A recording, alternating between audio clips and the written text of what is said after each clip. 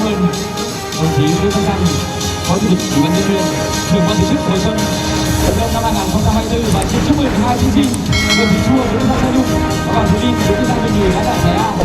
Để sẵn sàng sân khấu và mời các thí sinh sang bên phía trước đang làm với hai thí sinh giải A. Và đồng chí mời tất cả các đại biểu ta lên chụp ảnh lưu niệm cùng với các thí sinh ạ. Mời các đại biểu ta lên chụp ảnh lưu niệm.